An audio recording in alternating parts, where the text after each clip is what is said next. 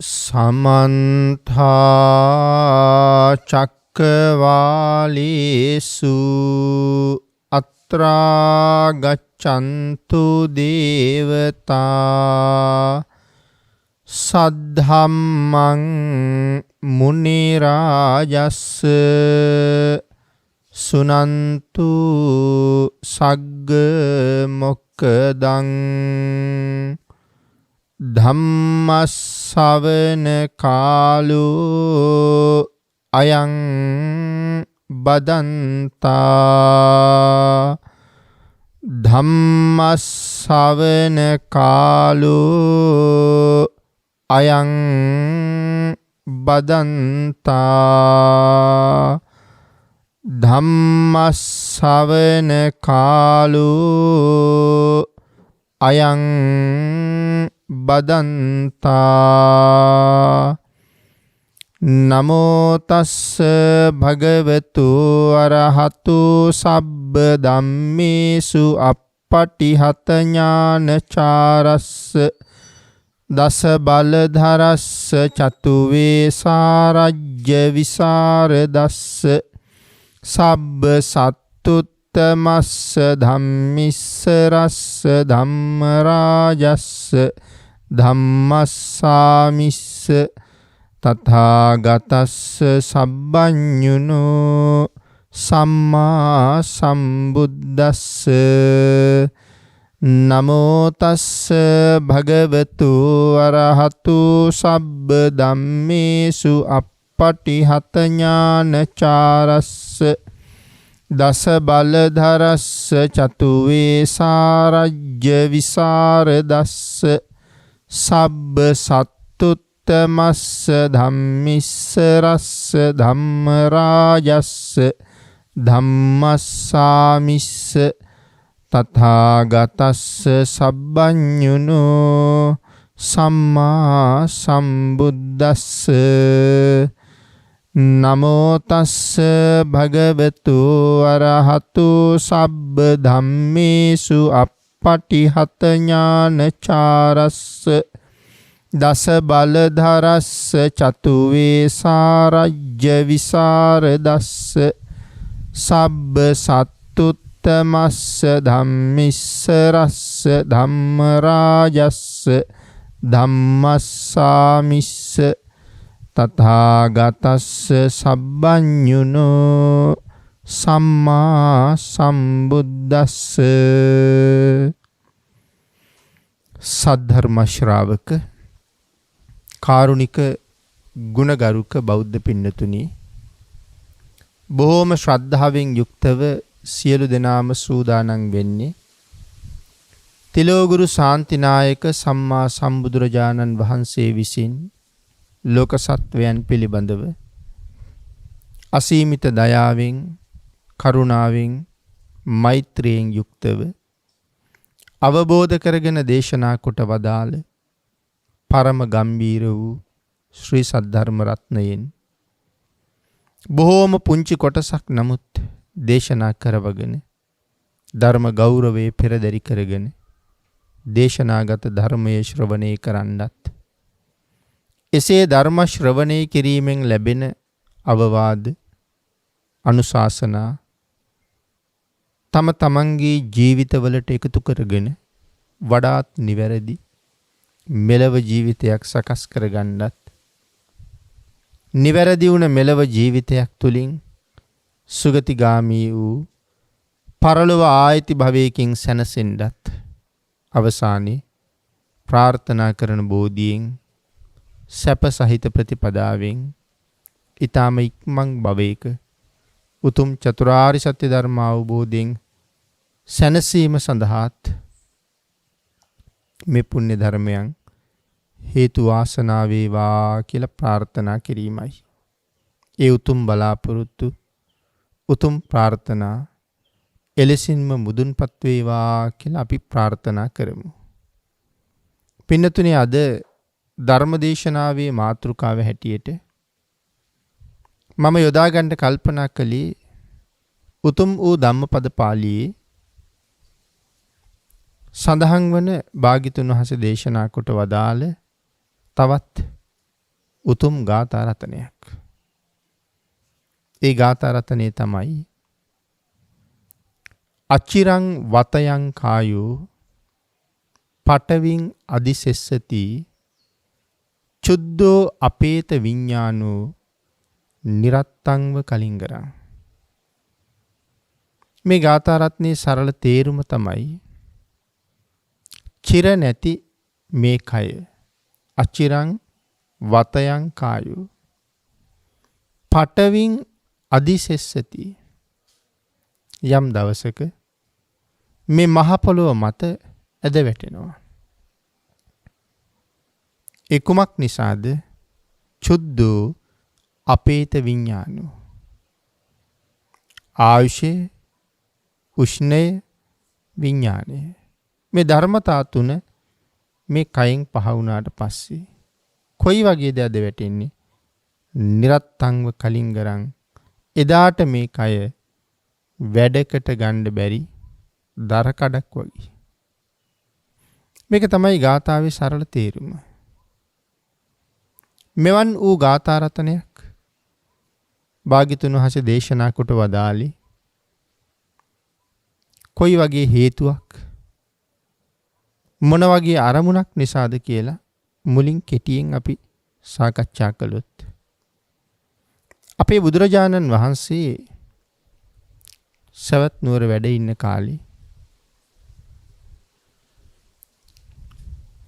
එක්තරා පවුලක තරුණ පුතෙක් බොහොම ශ්‍රද්ධාවෙන් සසුන්ගත වෙන්න තීරණය කළා.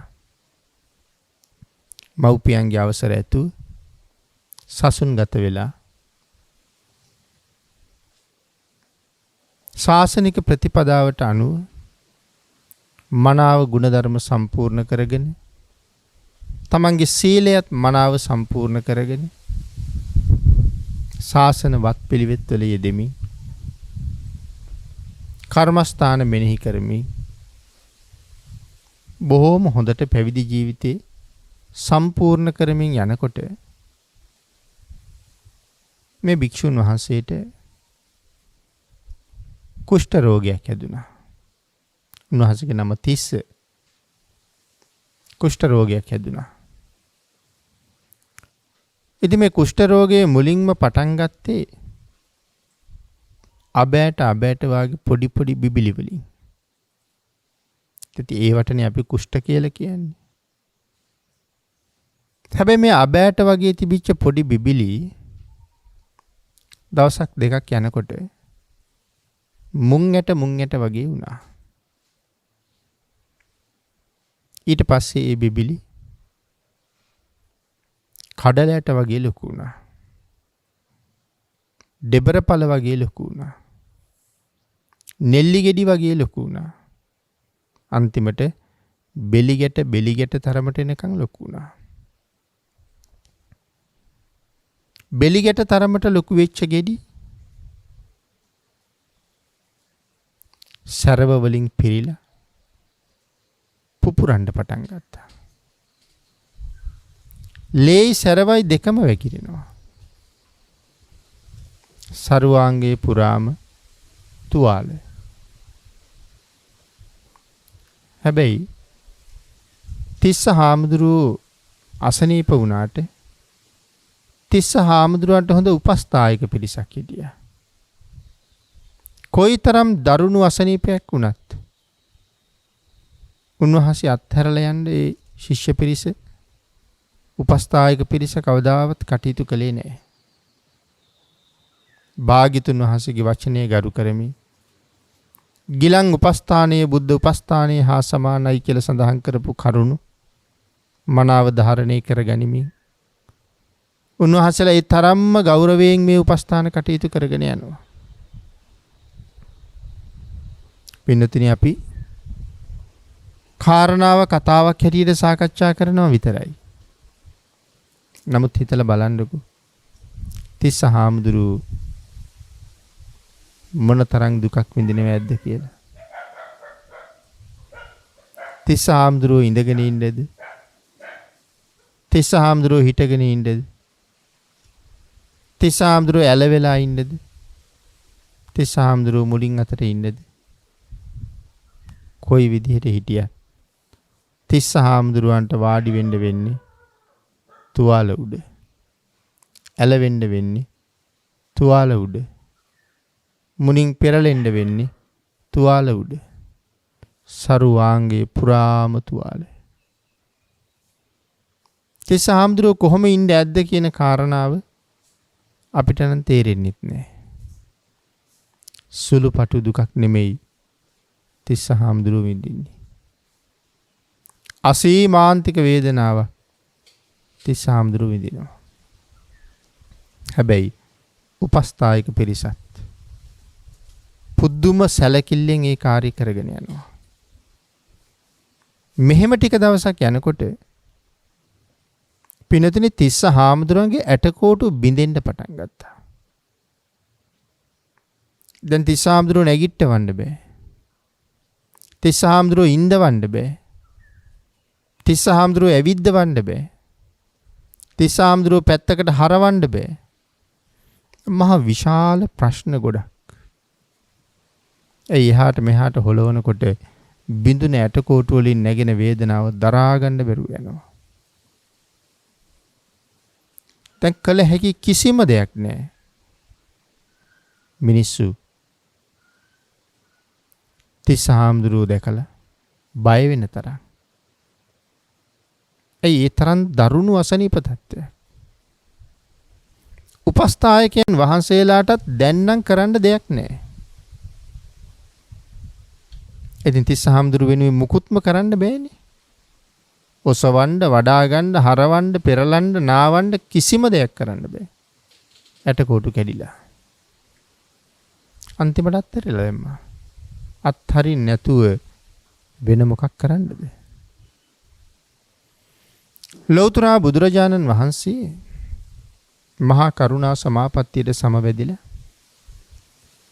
ලෝක ධාතුව බලා වදාරන වෙලාවේ එදා අපේ බුදුරජාණන් වහන්සේ මේ තිස්ස භික්ෂුන් වහන්සේ දැක්කා.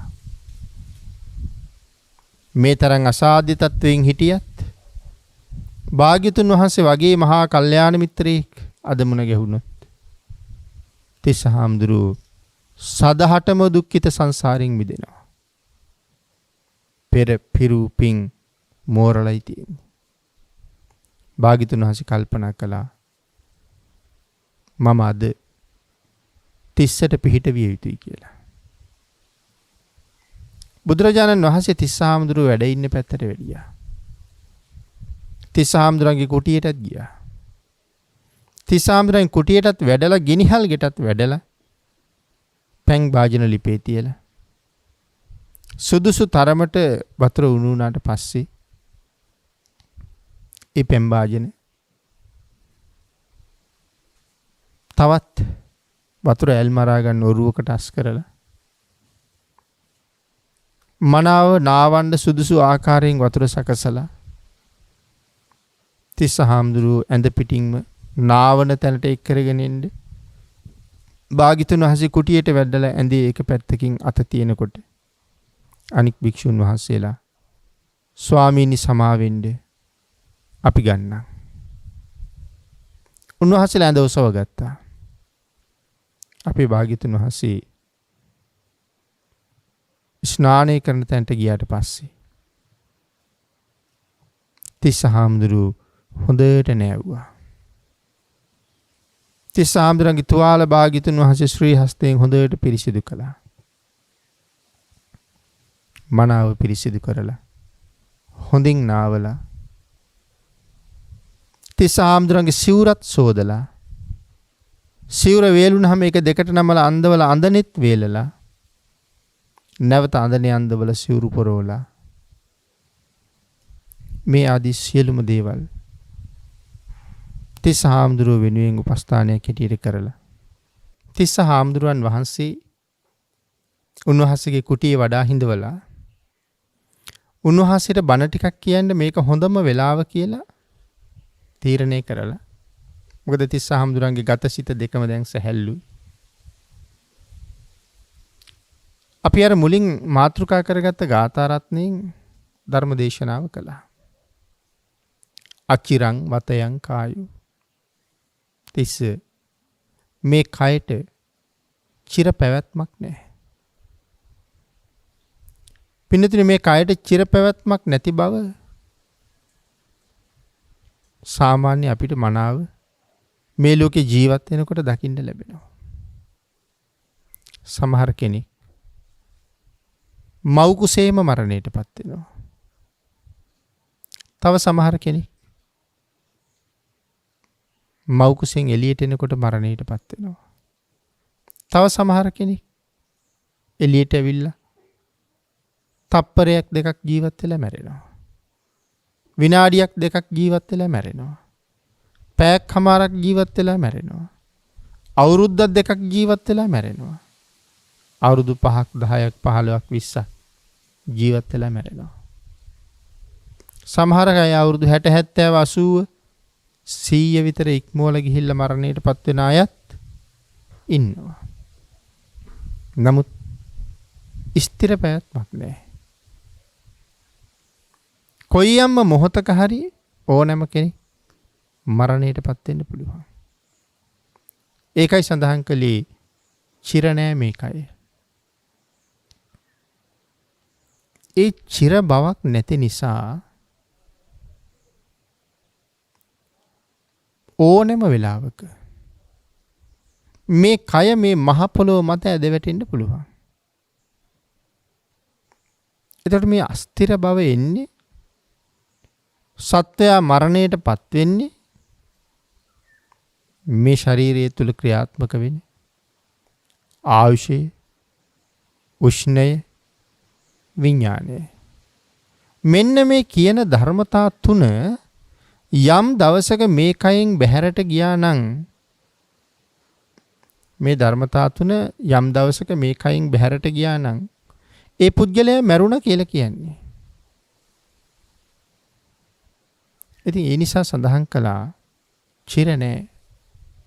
මහ පොළොව මත ඕනෑම වෙලාවක ඇද වැටෙන්න පුළුවන් ආයු උෂ්ණ විඥාන කියන ධර්මතාවයේ මේ කයින් බැහැර වුණාට පස්සේ. එහෙමනම් පින්නතුනි අපේ බුදුරජාණන් වහන්සේ මේ කරුණ පැහැදිලි කරනකොට මේ කයේ යථා ස්වභාවයත් පැහැදිලි කළා. කොහොමද කයේ ස්වභාවය? මොකද්ද කයේ ස්වභාවය? අපේ ඇඟ මේ කය ඇටකොටු 300කින් නිමවිච්ච බව සඳහන් කරලා තියෙනවා. ඇටකොටු 300ක් 900ක් නහර වැල් වලින් බැඳලා මේ අස්ථි පංජරේ කෙලින් කරලා සත්වයා හිටගෙන ඉන්නවා කියලා අපි කියනවා. එහෙම නැත්නම් මේ 900ක් ඇටකොටු 300ක් ඇටකොටු 900ක් නහර වැල් වලින් බැඳලා අස්ථි පංජරේ හදලා තියෙනවා. සෑම ඇටකොටුවක් වටේටම මාංශයේ මනාව ගැලපිලා තියෙනවා. ඒ සියල්ලම වහලා උඩින් අමු හමක් පොරවලා තියෙනවා. ඇතුළත කුහරයක් තියෙනවා. ඒ කුහරය තුල තවත් නොයෙක් ඉන්ද්‍රියන් තියෙනවා. නොයෙක් ඉන්ද්‍රියන් තියෙනවා. නොයෙක් කියලා කියහම සෑහෙන ඉන්ද්‍රියන් ප්‍රමාණයක් මේ කය ඇතුලේ තියෙනවා. ඊට අමතරව ලේ, සෙම, සැරව, මල, මුත්‍ර මේ ආදී තවත් නොයෙක් දේවල් තියෙනවා. එහෙම බලහම පුද්ගල ශරීරය කියලා කියන්නේ ඊටාම පිළිකුල් අප්‍රසන්න වූ කයක්. ඇවිදින වැසිකිළියක් වාගේ. ඇවිදින කැසිකිළියක් වාගේ. ඔබත් මමත් යනවනම් යම් තැනක ඒ යන්නේ මලත් මූත්‍රාත් අරගෙන. වාඩි වුණා නම් යම් තැනක වාඩි උනේ මලත් මූත්‍රාත් අරගෙන. නිදාගත්තා නම් යම් තැනක නිදාගත්තේ මලත් මූත්‍රාත් අරගෙන. පිරුණහම බැහැර කරන්න ඕන වෙනවා. මහාන්තරයේ අග කෙරවල අඟල් 10ක් විතර පමණ ප්‍රමාණය මල පහ වලින් පිරීලා, අසුචියෙන් පිරීලා, මුත්‍රාශය මුත්‍රයෙන් පිරීලා. ඒ වෙනකොට බැහැර කරන්න වෙනවා. අපි නැවත බැහැර කරනවා. ආයෙත් මොහොතින් මොහොත ටික ටික මේක පිරෙනවා, හරියට බෑග් දෙකක් පිරෙනවා වගේ. ඒ නිසා යන තැන මලත් මුත්‍රාත් අරගෙන යනවා. ඒ නිසා සඳහන් කළා ඇවිදින වැසිකිළියක් හා කැසිකිළියක් හා සමානයි කියලා. මුලින් මතක් කළා ලේ සෙම සැරව කෙල සොටු ආදී දේවල් වලින් අභ්‍යන්තරයේ සම්පූර්ණ පිරීලා තියෙනවා. ඉතින් මේ ආකාරයෙන් කල්පනා කරලා බලහම බොහොම පිළිකුල් ශරීරයක්. මම මොනවටද මේ ඇඟේ කැමති? විදර්ශනා කරලා බැලුවොත් මේ ඇඟේ මම මොනවටද කැමති? හිතලා බලන්නකෝ. මොනවටද මේ ඇඟේ කැමති වෙන්න දෙයක් තියෙන්නේ කියලා. විදර්ශනාත්මකව බලුවහම තේරෙනවා කැමති වෙන්න කිසි දෙයක් නැහැ කියලා. බාහිරින් මේ පොරවලා තියෙන අමු හැමෙන් මේ කය වහලා තියෙනකොට ඇතුළ පේන්නේ නැති තාක්කල් අපි මේ කයට කොච්චර දේවල් කියනවද? අපි මේ කය කොච්චර වර්ණනා කරනවද? මේ කය ලස්සන කරගන්න කොයිතරම් දේවල් තවර ගන්නවද? පිටපැත්තෙන්. ඇතුළතින් ඒ මුකුත්ම නැහැ. මොහොතක් පාසා දුර්ගන්ධයම පිරෙනවා. ඒ බව අපට හොඳට වැටහෙනවා සමහර වෙලාවල් වලට. සමහර කෙනාට මුකේනුත් දුර්ගන්ධය පිට වෙනවා. බාහිර හැමක් තියෙන නිසා ස්පර්ශ කරන්න කැමතියි. අභ්‍යන්තරේ නොපෙනෙන නිසා ස්පර්ශ කරන්න කැමතියි. ඡවි වර්ණය පැහැපත් නිසා අපි හුඟක් ප්‍රේමනාපයි. නමුත් එතෙන්ට ඉතා ස්වල්ප ප්‍රමාණයක් යටින් තියෙන්නේ ලේයින් සැරවින් මසින් පිරුණ පිළිකුල් සහගත කය. මේ හැම තියෙන තාක්කල් ස්පර්ශ කරන්න කැමතියි.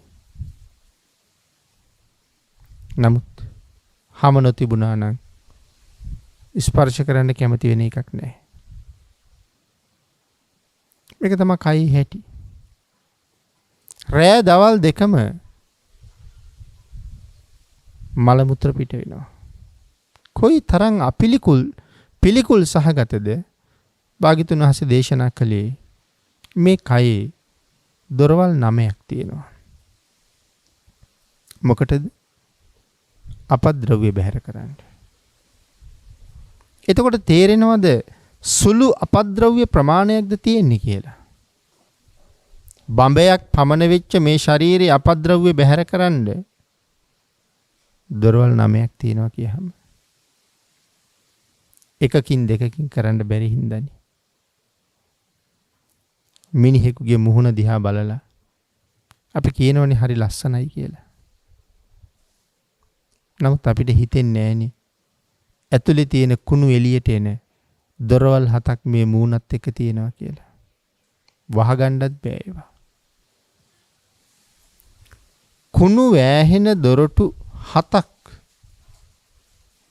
සහිත මේ මුව මඩල දිහා බලලා අපි කියනවා ලස්සනයි කියලා. ඒතර හිතන්න පෘථග්ජන සත්වයා කොච්චර අන්ධද කියලා. ඒක තමයි ලෝකේ හැටි. ආන් ඒකින්ද මොනවද මුහුණ ආශ්‍රයෙන් තියෙන දොරටු 7? ඇස් දෙකෙන්ම එළියට එන්නේ බොහොම පිළිකුල් සහගත දේවල්. තව කෙනෙක් දැක්කොත් අප්‍රසන්නයි. ඔහුට මං ගැන සතුටක් නැහැ.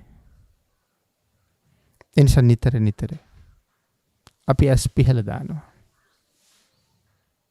කන් දෙකෙන් ගලන දේවල් මගට ගලලා ශරීර උණුසුමේම වේලිලා කලඳුරු වෙනවා. සමහර දේවල් පහලටම බැහැර වෙනවා, එළියටම බැහැර වෙනවා. අපි දකිනවා සමහර කෙනෙකුගේ සුදුම සුදු පාට සැරව වගේම යම කං සිදුරු වලින් එළියට එනවා. නාස් තුඩු වලින්, නාස් පුඩු වලින් බැහැර කරන වාතය. ඒ වගේම නාස් පුඩු වලින් එළියට එන සොටු වගේ දේවල්. මේ විදිහට කල්පනා කරලා බලහම කටින් දුග දහමනවා කියලා පෙරෙනවා. නාස් වලින් හොටු දියර ගලනවා. ඇස් වලින් කබ කඳුළු ගලනවා. කන් වලින් තවත් නොයෙක් අපද්‍රව්‍ය බැහැර වෙනවා.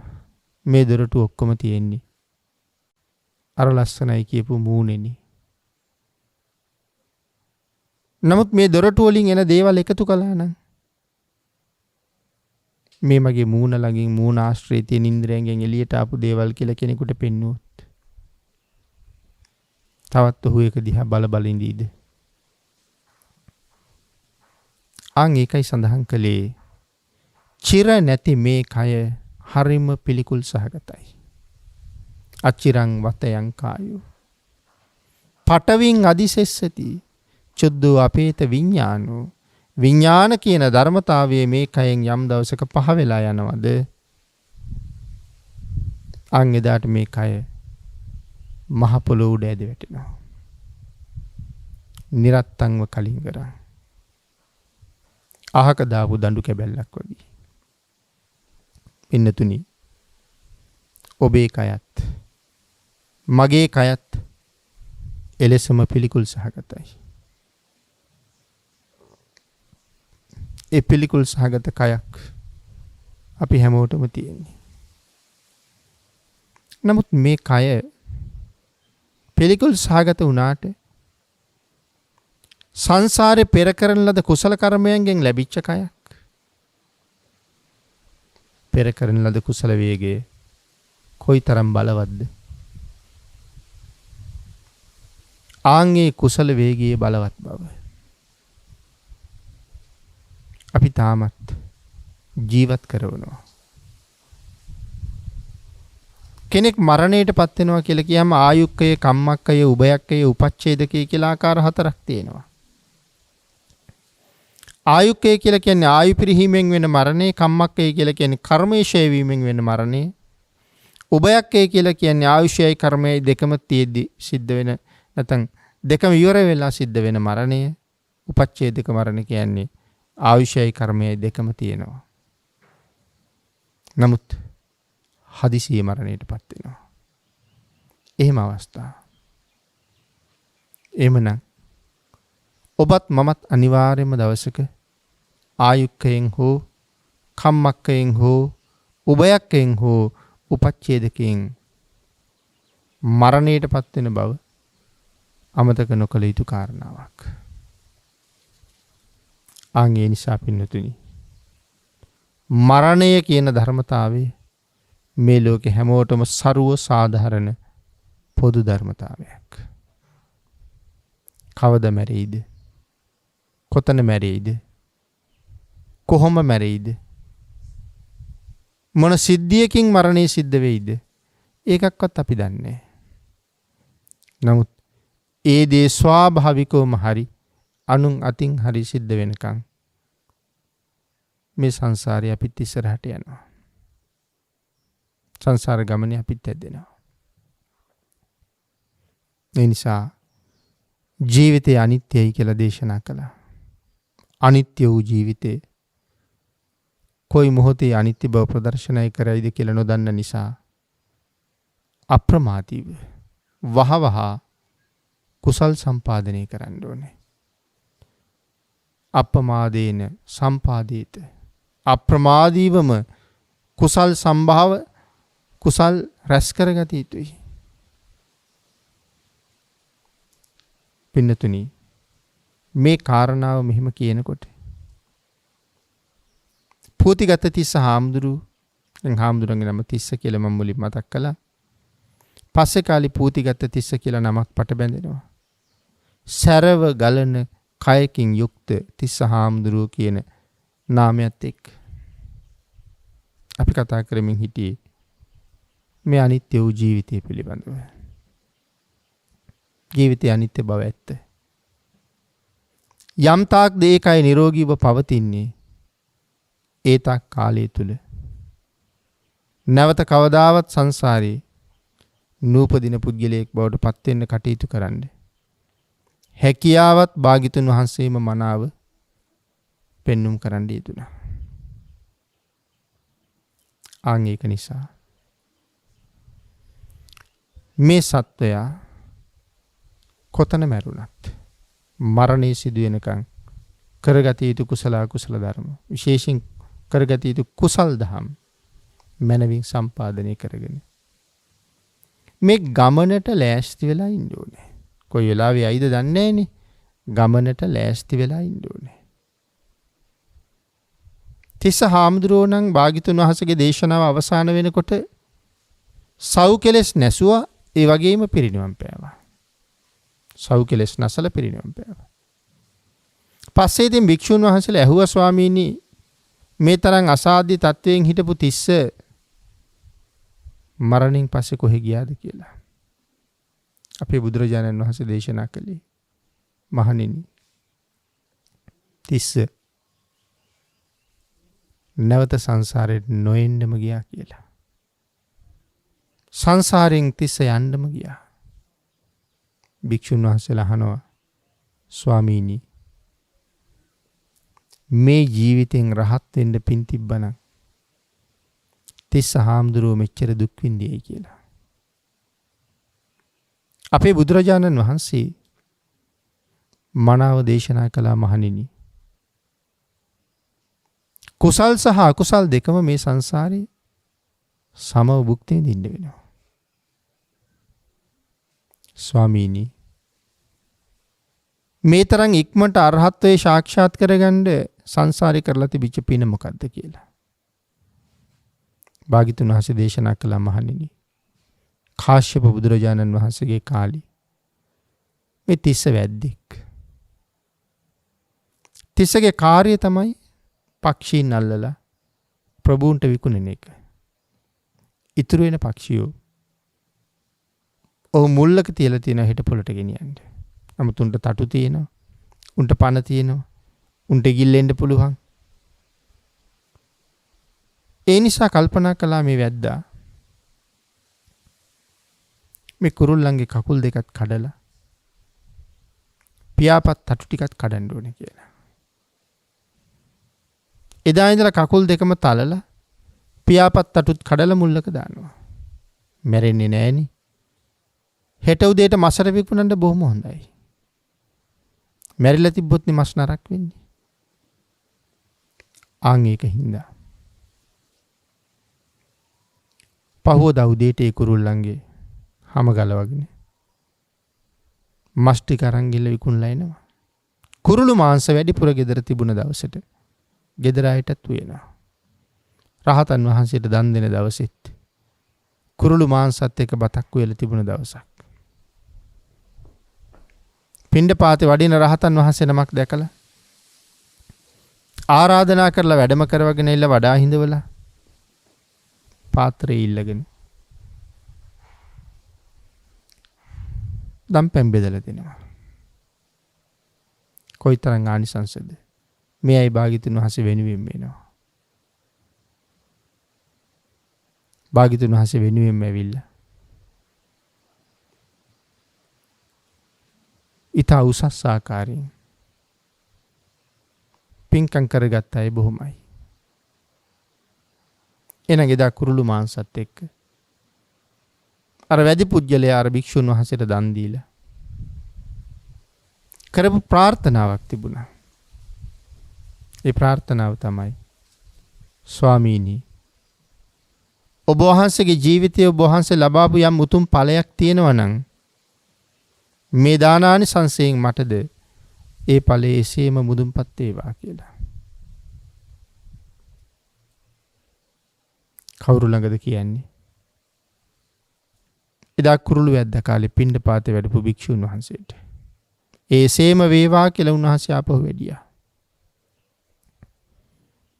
මහණෙනි, කරගත් අසීමාන්තික ප්‍රාණඝාත කර්ම වලට අති දීර්ඝ කාලයක් නිරා දුක් විඳා.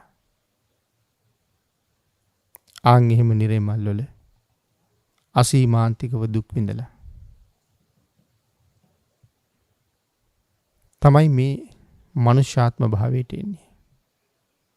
මේ බුද්ධාන්තරයේ මනුසත් බවක් ලබා ගන්නේ. නිරේට ගිහිල්ලා විපාක දෙන්න තියෙන කුසල් අහෝසි වෙලා තිබුණත්, විපාක විඳලා තිබුණත්, මේ අන්තිම ආත්ම භාවය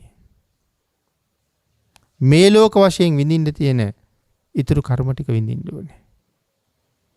එතකොට අර කුරුල්ලන්ගේ තටු කඩලා, පාද කඩලා, ඇටකෝටු කුඩු කරපු අකුසල කර්මයේ නිසා තමයි තිස්ස මේ වාගේ අකරතැබ්බයකට ජීවිතේ මුණ පෑවේ. ඔහු විසින්ම කරගත්ත කර්මය ඔහුව සොයාගෙන එනවා.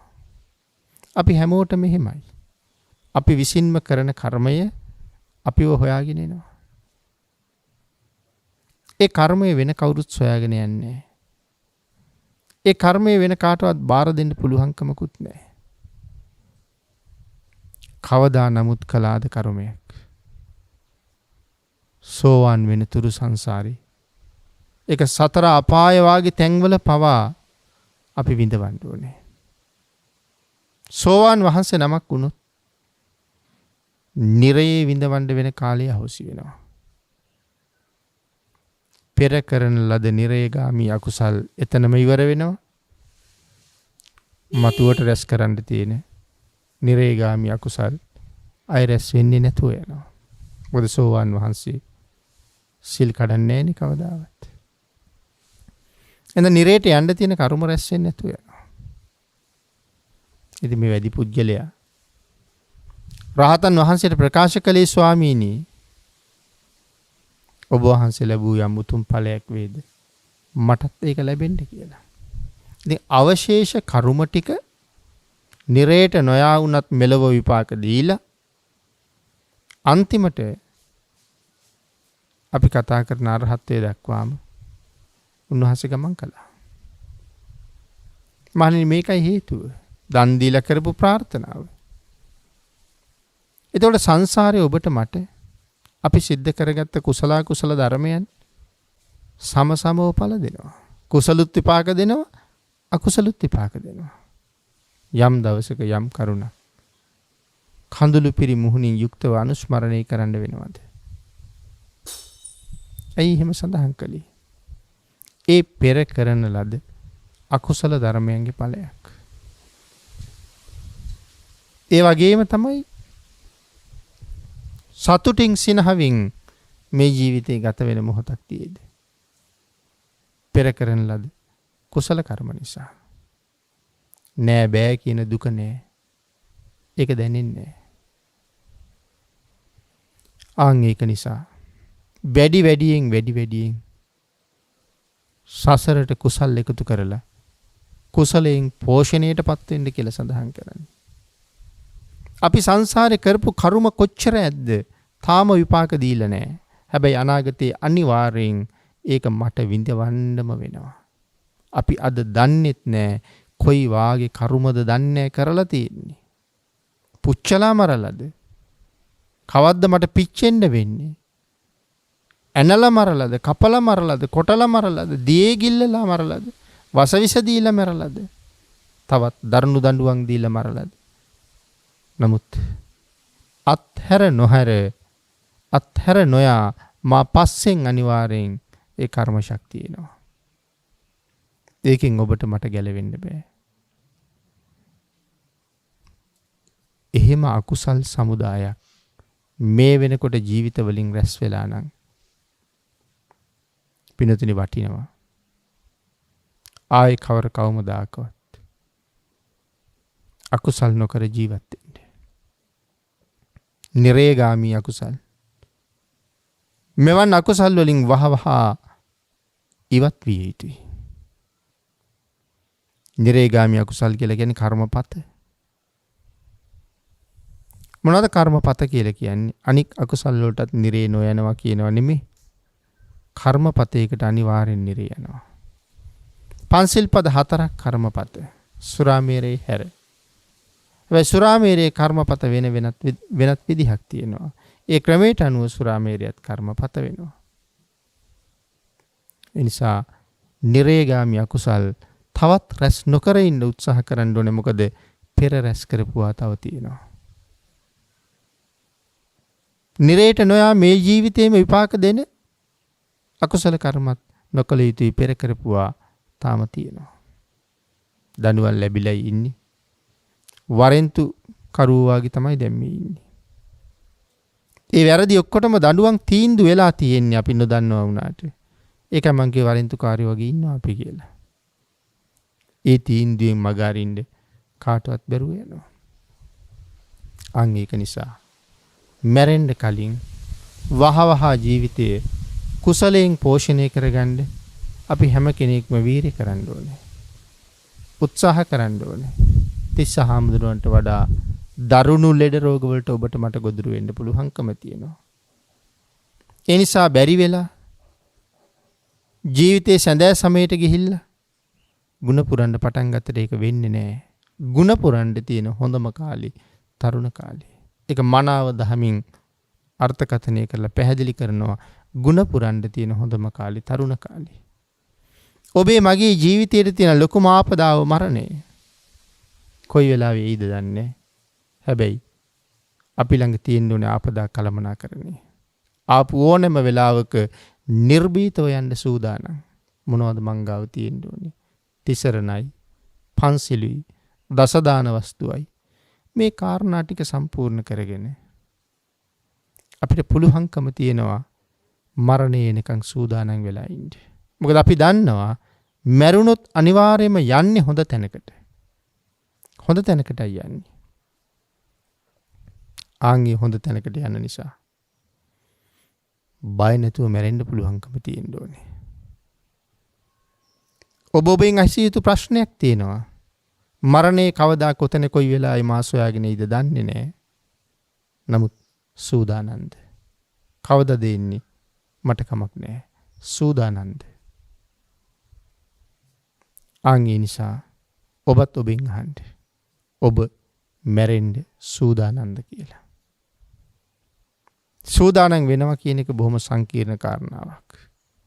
සියලු දුක් වේදනා සියලු බැඳීමත් හැරලා නිදහසේ මෙලවින් පිට වෙලා යන්න හිතේ තෙන්ට දියුණු කරන්න ඕනේ. චිර නැති මේ කය අපට සංසාරයෙන් එතර යන්න කරනවා ලොකු උපකාරයක්. සංසාරේ බැඳෙන්නත් කරන උපකාරයක්. ආන් ඒක නිසා සිත වගේම අකුසලයට ගියොත් අකුසලයටමයි, කුසලයට આવුත් කුසලයටමයි. ආන් ඒක නිසා ඒ වගේ මේ හිත කුසල් පැත්තට යා නොදී කුසල් පැත්තට නමාගෙන කය ගැන අවබෝධ කරගෙන ත්‍රිලක්ෂණය මෙනෙහි කරලා අනිත්‍ය වූ ජීවිතේ කුසලයෙන් පුරවලා සුගතියෙන් සුගතියට යන්න මග හදාගෙන කටයුතු කරන්න තුනුරුවන්ගේ ආශිර්වාදයෙන් ශක්තිය, ධෛර්යය, වාග්ය, වාසනාව ඔබට උදා වේවා කියලා ආශිර්වාද කරනවා. පින්නතුනි, අද මේ උතුම් ධර්ම දේශනාව ප්‍රඥා නාලිකාව තුළින් විකාශනය කිරීම සඳහා සදැහැති දායකත්වයේ දරනු ලබන්නේ බඩල් කුඹුර කරවිලපාර සිසිර නිවස ලිපිනෙහි පදිංචි විශ්‍රාමික නියෝජ්‍ය විදුහල්පති ඒ.එම්. විජේරත්න පුතණුවන් සහ විශ්‍රාමික පාඨශාලාචාරීනි ශීලා පී විජේරත්න ලේලිය ඇතුළු දරුමුණුබුරන්ද රිදී මාලියද්ද අටේ කනුව ලිපිනේ පදිංචි වාරිමාර්ග දෙපාර්තමේන්තුවේ විශ්‍රාමික ගබඩා පාලක ඒ.එම්. කරුණාසුන්දර පුතණුවන් ඇතුළු දූදරු මුණුබුරන්ද මිහිර දඹගල්ල ලිපිනේ පදිංචි විශ්‍රාමික විදුහල්පති සුබ දිසානායක බෑණනුවන් සහ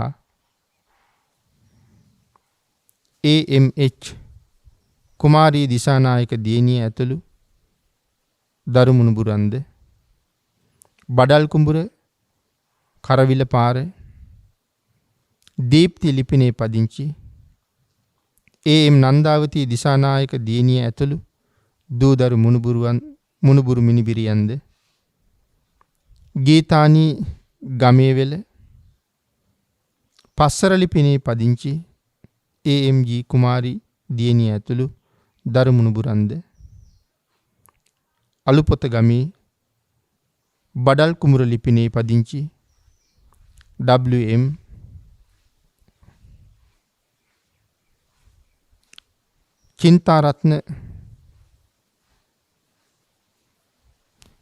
චින්තාරත්න මැණිකේ ලේලිය ඇතුළු දරු මුණුබුරන් සියලු දෙනා විසින් අරමුණ හැටියට සිහිපත් කරනවා අලුපොත ගම බඩල් කුඹුර ලිපිනේ පදිංචිව සිට මීට වසර 33කට පෙර අභාව ප්‍රාප්තියට පත් වුණ AM ඩිංගිරි බණ්ඩා පියාණන්ට සහ දැනට වසර 15කට පමණ පෙර අභාවයට පත් වුණ සුමනා කුමාරිහාමි ගලගොඩ මෑණියන්ට පුණ්‍යානුමෝදනා කිරීම ප්‍රධාන කරගෙන විශේෂයෙන් මේ උතුම් ධර්ම දේශනාව සිදු කරනු ලබන බව සිහිපත් කරනවා. අද දින සිදු කරනු ලබන මේ උතුම් ධර්ම දේශනාවේ කුසල බලයෙන් ජනිත වන්නා වූ මහා පුණ්‍ය ශක්තියෙන් එම දෙපළගේ සසර ගමන නිමා කර උතුම් නිර්වාණ අවබෝධය ලබා ගැනීම පිණිස මේ කුසල් හේතු වාසනා වේවා. එසේම දායකත්වයේ දරූ අය BM පේමාවති RM Dissanayake WM Ratnapala SWM Leelawathi මෑණියන් HM අමරාවති මෑණියන් යන අයටද AM ජයසුන්දර සොහයුරාටද ධම්මික කීර්ති කුමාර අබේකෝන් ඥාති පුතුණුවන්ටද පවුලට සම්බන්ධ වන සියලු දුවා දරුවන්ටද නැසී ගිය මව්පියන් වන KAH සේනාධීර පියාණන්ටද දායකත්වයේ දරූ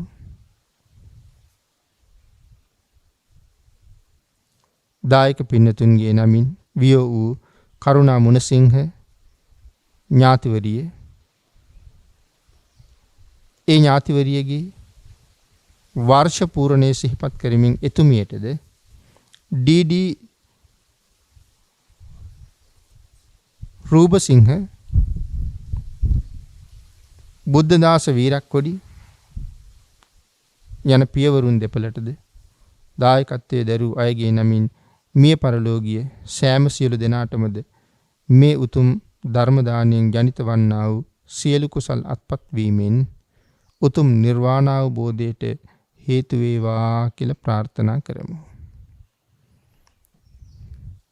ආකාශට්ඨා ච බුම්මට්ඨා දේවා නාග මහිද්దికා පුඤ්ඤන්තං අනුමෝදිත්වා චිරං රක්ඛන්තු ලෝක සාසනං දේවෝ වස්සතු කාලේන සස්ය සම්පatti හේතුච පීතෝ භවතු ලෝකෝ ච රාජා භවතු ධම්මිකෝ